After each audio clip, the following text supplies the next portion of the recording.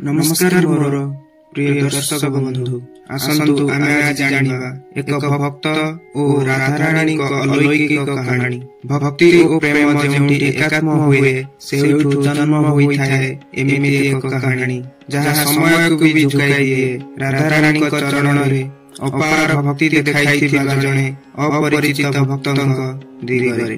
तेबे आसंतु सुनिबा एही कहानी आरंभ हुए ब्रज अंचलर गोटे छोट ग्रामरू जेउठी बास करुथिले जणे निरम्न भक्त नाम थिला विश्राम।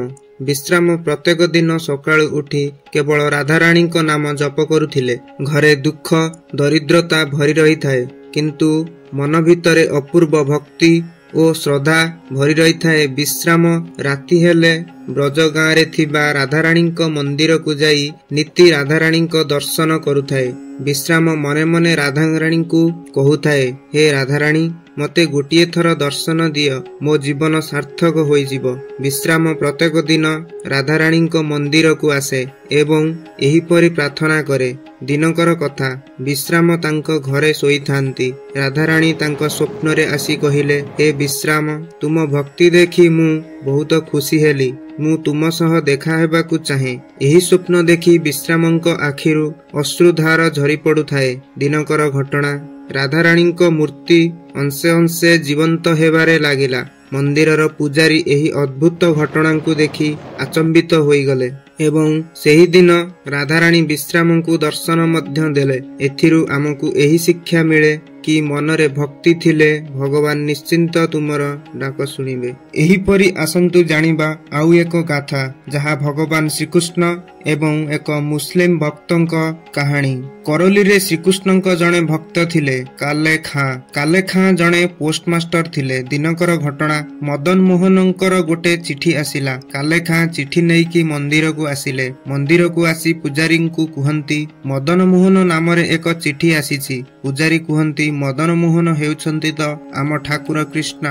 काले खां कुहंती ठाकुरंक नाम रे चिठी आसीछि। पुजारी कुहंती हां। ठीक सही समय रे काले खां को आखि पड़े मंदिर रे थिबा श्रीकृष्णंक मूर्ति उपरे। काले खां श्रीकृष्णंक मूर्ति देखिबा मात्रे पूरा प्रभावित होई गले, जहा फल रे काले खां श्रीकृष्ण को भक्ति करिबारे लागिले। किंतु मंदिर को प्रत्येक दिन आसीबे किपरि आउ तो चिठी आसुनाही। सेथि पई काले खां मिछि मिछिका चिठी लेखिले श्रीकृष्णंक नाम रे, जेमिति से मंदिर को जाई भगवान को दर्शन करि परिबे। हेले कोन हेबो, काले खां जाति रे मुसलमान थिले, तांकु मंदिरर भीतर को जीवा निषेध थिला।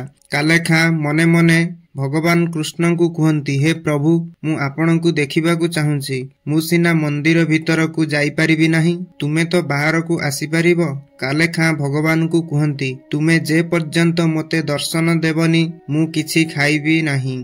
काले खां एहा कही घर को जाई भोक शोषरे बसी रहिले। एमिति 2-3 दिन गला। 3 दिन पर रातिरे स्वयं भगवान श्रीकृष्ण एक बालक बेशरे खीरी नेई तांको पाखकु आसिले। बालकटी काले खां को कहउछंती, काले खां मु आसीगली, नियो खीरी खाओ। काले खां एही दृश्य देखी बहुत कांदिबाकु लागिले एवं खीरी खाइले। एपटे सकाळु पुजारी आसी देखंती भगवान को पूजा थाली सही स्थान रे नाही। एही कथा काले खां जानिबाकु पाइले। एही कथा सुनी काले खां पूजा थाली नेई मंदिर रे पहुंचिले। पुजारी को काले खां कहंती, एही थाली खोजुछंती कि? पुजारी कहंती, एही थाली तुम पाखकु केमिति आसिला? एहा देखी लोक माने काले खां को मारिबाकु आसिले। काले खां कहिले, नाही मु चोरी करी नाही, मु जिद्दी करिबारु ठाकुर आसी मते खीरी खाइबाकु देले। एही कथा सुनी समस्ते आश्चर्य होई गले। पुजारी भाबिले एहा किछि असंभव नुहे। श्रीकृष्ण तो बहुत नटखट, एहा होई थाई पारे।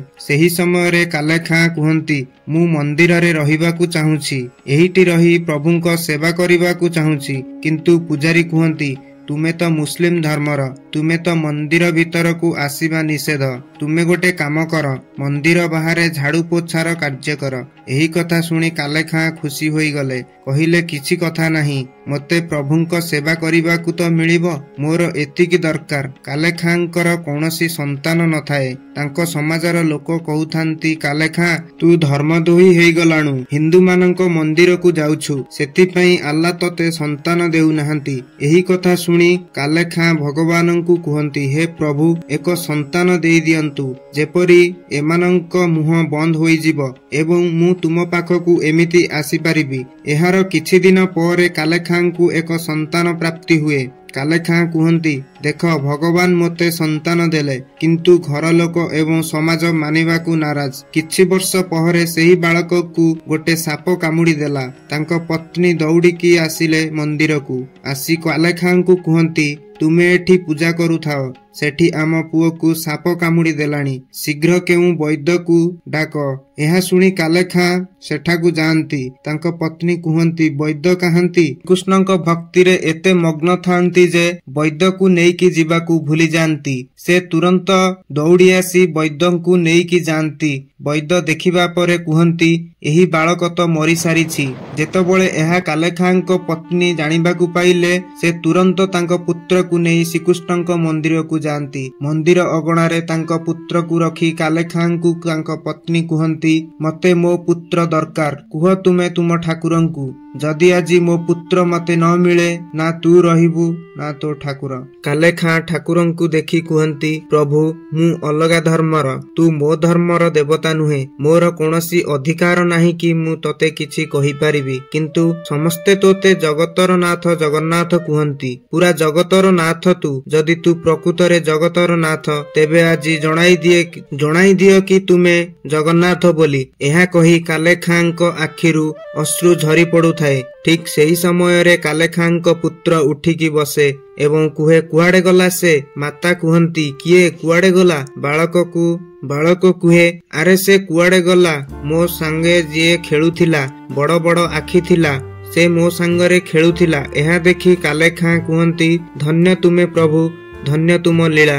ସେଥିପାଇଁ ତ କୁହାଯାଏ, ମନରେ ଭକ୍ତି ଥିଲେ ଭଗବାନ ନିଶ୍ଚିନ୍ତ ତୁମର ଡାକ ଶୁଣନ୍ତି। ଭିଡିଓଟିକୁ ପ୍ରଥମରୁ ଶେଷ ପର୍ଯ୍ୟନ୍ତ ଦେଖିଥିବାରୁ ଆପଣମାନଙ୍କୁ ଅନେକ ଅନେକ ଧନ୍ୟବାଦ। ଭିଡିଓଟି ଭଲ ଲାଗିଥିଲେ ଭିଡିଓକୁ ଏକ ଲାଇକ୍ କରନ୍ତୁ ଏବଂ ଚ୍ୟାନେଲକୁ ନୂଆ ଭାବେ ଆସିଥିଲେ ଚ୍ୟାନେଲକୁ ଏକ ସବସ୍କ୍ରାଇବ୍ କରନ୍ତୁ। ଜୟ ଜଗନ୍ନାଥ।